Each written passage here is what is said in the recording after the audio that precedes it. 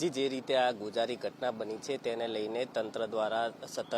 તાત્કાલિક અહીંયા ઘટના સ્થળે પહોંચીને રાહત બચાવની કામગીરી શરૂ કરી દેવામાં આવી હતી। હાલ આપ જે દ્રશ્યોમાં જોઈ રહ્યા છો જે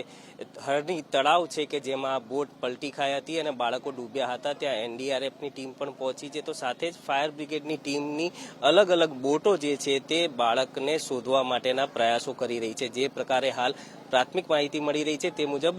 હજી પણ 1 કે 2 બાળક જે છે તેઓ હજી પણ તળાવમાં ડૂબ્યા હોવાની આશંકા સેવાઈ રહી છે અને તેને લઈને જ હાલ એનડીઆરએફ અને ફાયર બ્રિગેડની જે ટીમ છે તે બોટ દ્વારા નેટ પાથરીને સમગ્ર તળાવમાં બોટ ફેરવી રહી છે અને તેમાં બાળક કે જે પણ ડૂબ્યું હોય તેને બાળકને કાઢવા માટેના પ્રયાસો હાલ સતત ચાલી રહ્યા છે। તંત્ર અહીંયા આગળ ખડે પગે ઊભું છે, કાર્યવાહી કરવામાં આવી રહી છે, પરંતુ જે ઘટના છે તેને લઈને અનેક કરુણ દ્રશ્યો પણ આ ઘટના સ્થળે જોવા મળ્યા હતા, કેમ કે કેટલાય લોકોએ પોતાના વાલ સોયા જે દીકરીઓ છે તે ગુમાવ્યા છે અને તેનો રંજ ક્યાંક આ જગ્યાએ પણ જોવા મળી રહ્યો છે। હાલ રેસ્ક્યુની કામગીરી જે છે તે સઘન ચાલી રહી છે, એનડીઆરએફની ટીમ પણ પહોંચી છે, ફાયર બ્રિગેડની ટીમો પણ અહીંયા પહોંચી છે અને તેઓ સઘન રીતે નેટ નાખીને કોઈ પણ બાળક જે છે તે હજી પણ તળાવની અંદર છે તેને કાઢવા માટેના પ્રયાસો ચાલી રહ્યા છે। જે રીતે પ્રાથમિક માહિતી મળી રહી છે તે પ્રકારે